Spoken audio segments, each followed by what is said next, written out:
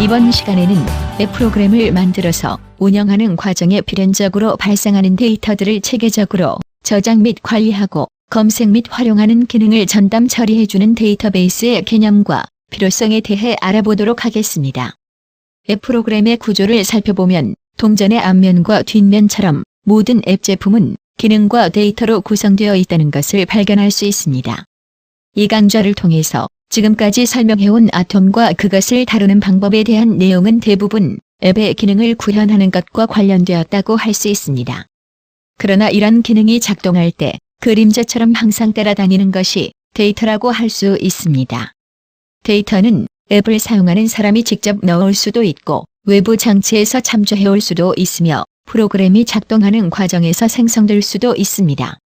이런 다양한 원천에서 발생한 데이터를 지정된 공간에 체계적으로 저장 및 관리하고 필요할 때 손쉽게 검색해서 활용할 수 있게 지원해주는 프로그램이 데이터베이스입니다. 어떤 앱 프로그램이 작동할 때 입력되는 데이터를 저장하는 공간을 데이터베이스의 테이블이라고 합니다. 테이블을 생성하기 위해서는 해당 앱의 처리 기능과 내부 작용을 면밀히 분석해서 필요한 테이블의 개수와 각 테이블의 명칭을 설정해 주어야 하고 각 테이블별로 관리 대상이 될 데이터 항목들을 찾아내서 필드를 구성해 주어야 하며 동시에 데이터 타입과 데이터 길이 등을 정의해주고 그 구조를 설계해 주어야 합니다. 예전에 이런 작업은 데이터베이스에 대한 상당한 기술과 경험이 있는 전문 기술자들만이 감당할 수 있는 일이었습니다. 앞서 우리가 앱 만들기 실습 강좌를 통해 함께 경험해 본 것처럼 스마트 메이커 저작 솔루션을 활용하면 이와 같은 데이터베이스의 테이블을 설계하고 만드는 작업도 단축키 한 번만 눌러주면 인공지능 엔진이 모두 완전히 자동으로 처리해주게 됩니다.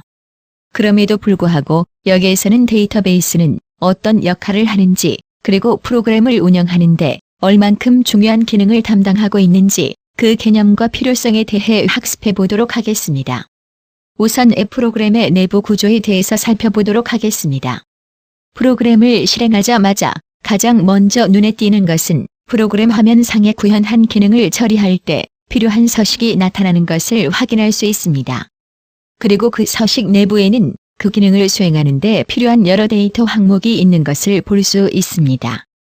이런 프로그램 화면에서 사용자가 실제로 타이핑해서 각 항목의 데이터를 입력하는 작업을 할 수 있겠죠. 그리고 저장하는 버튼을 누르면 입력한 데이터들을 저장할 공간이 필요한데 바로 이렇게 입력된 많은 데이터들을 체계적으로 저장 및 관리하는 공간이 데이터베이스입니다. 그럼 이렇게 추상적인 개념의 데이터베이스라는 존재에 대해 이해를 돕기 위해 사례를 들어 설명해 보도록 하겠습니다. 여러분이 근무하고 있는 회사의 인사관리 명단을 만든다고 생각해 봅시다. 우선 관리할 직원 정보 항목이 직원 번호, 직원, 부서, 직책, 근무지, 거리 등과 같은 데이터들이라고 가정해 봅시다. 이때 부서, 직책 등과 같이 각각의 구성 항목을 데이터베이스에서는 필드라고 부릅니다. 그리고 직원 번호, 직원, 부서, 직책, 근무지, 거리 등 직원 한 사람을 나타내는 필드들을 묶어 레코드라고 부릅니다. 이렇게 일관된 직원 정보를 담고 있는 레코드들을 여러 개를 모아서 하나로 묶어놓은 목록 형태의 정보 파일을 테이블이라고 부릅니다. 그래서 데이터베이스 테이블은 우리가 흔히 사용하는 엑셀 시트와 같은 표형식으로 구성되어 있다고 생각하면 쉽게 이해할 수 있습니다. 하나의 엑셀 시트 상에서 맨 좌측 AR, BR, C열에 각각 직원, 부서, 직책 등의 데이터를 넣는다면 이 열이 바로 하나의 테이블을 구성하는 필드에 해당하게 됩니다. 그리고 1행의 김소미 관련 데이터, 2행의 김덕훈 관련 데이터, 3의 윤대철 관련 데이터 등과 같이 각 행마다 한 명의 직원 정보를 넣게 될 것인데 이렇게 행 하나에 들어있는 특정 정보들을 레코드라고 합니다. 즉 필드가 모인 것을 레코드라고 합니다. 그리고 여러 명의 레코드가 집합된 엑셀 시트 표 전체를 하나의 테이블이라고 할 수 있습니다. 그리고 실제로 실무 현장에서는 지금까지 설명한 직원 정보 테이블과 같은 여러 가지 데이터 테이블들을 만들게 됩니다. 예를 들어 담당자 정보 테이블, 물품 정보 테이블, 거래처 정보 테이블 등과 같이 다수의 테이블을 만들게 됩니다. 이렇게 여러 가지의 테이블을 한 곳에 담아놓은 캐비넷과 같은 역할을 하는 것이 데이터베이스입니다. 즉, 테이블이 모인 것을 데이터베이스라고 할 수 있습니다. 윈도우나 안드로이드와 같은 운영체제의 관점에서 보면 데이터베이스도 하나의 물리적인 형태의 파일이라고 할 수 있습니다. 즉 데이터베이스도 컴퓨터나 스마트폰에 파일 형태로 저장됩니다. 어떤가요? 데이터베이스의 개념을 보다 구체적으로 이해할 수 있게 되었습니까? 그럼 이번에는 데이터베이스를 다룰 때 사용하는 기본적인 용어 몇 가지를 추가로 알아보도록 하겠습니다. 데이터베이스 작업에서는 프라이머리 키라는 용어를 자주 사용하는데 프라이머리 키는 우리말로 주검색키라고도 하고 약자로 PK 등 여러 가지 이름으로 불리우는데 스마트 메이커 저작 솔루션에서는 기본 검색키라고 부릅니다.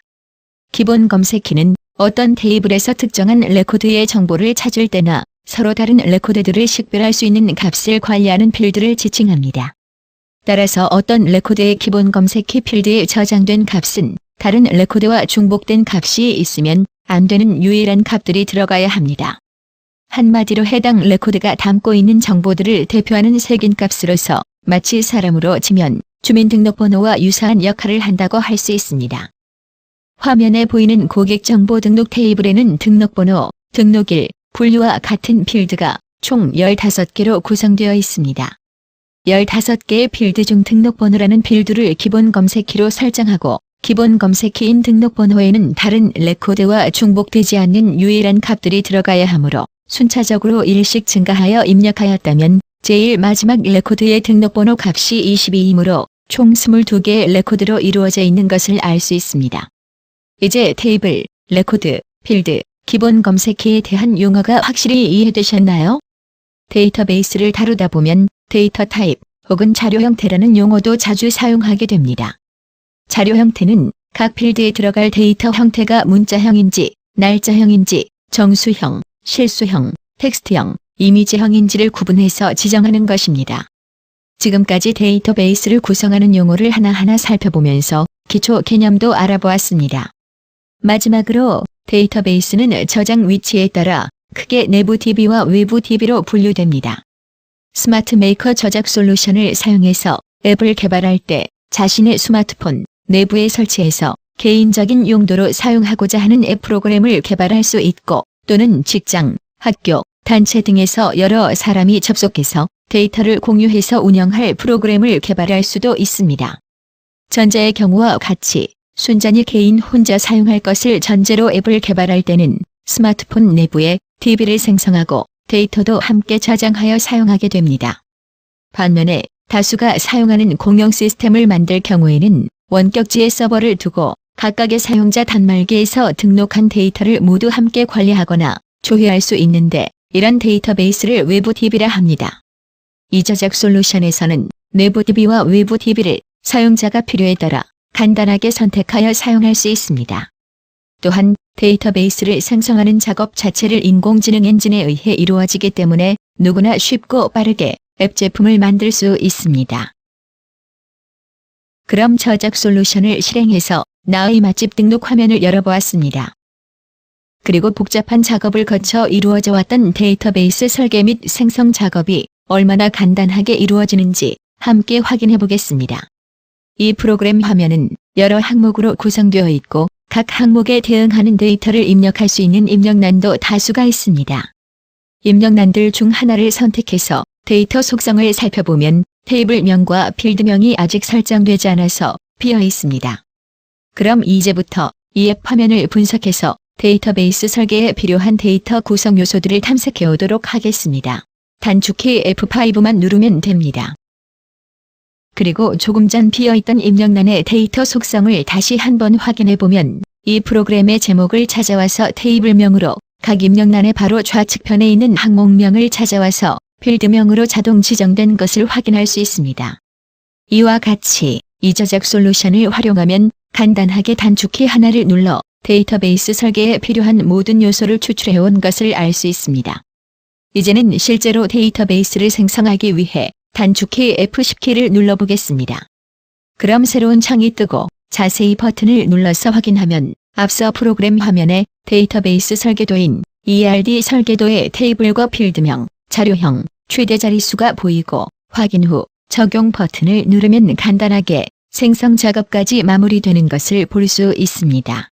이 저작 솔루션에서 이처럼 쉽고 빠르게 처리한 데이터베이스의 설계 및 생성 작업도 예전에는 데이터베이스 설계 업무와 SQL 등 프로그램 언어에 숙련된 기술자들이 일일이 코딩 작업을 해주어야 가능했던 작업이었습니다. 그러나 이 솔루션을 활용하면 인공지능 저작 엔진에 의해 아무리 복잡한 구조의 데이터 테이블 설계 작업이라고 하더라도 단 몇 초 만에 완전 무결하게 자동으로 설계 및 생성되게 됩니다. 이런 것이 가능한 이유는 오늘 이 강좌를 통해서 함께 학습해보았던 데이터베이스를 자동으로 생성하는 작업부터 모든 개발 공정을 인공지능 저작 엔진이 모두 완전히 자동으로 처리해주어 GUI 방식 디자인 작업만으로 구현할 수 있기 때문입니다. 그럼 다음 시간에는 아톰의 데이터 속성을 활용해서 웹 프로그램에서 처리한 정보를 데이터베이스에 저장 및 관리하는 방법에 대해서 학습하도록 하겠습니다. 감사합니다.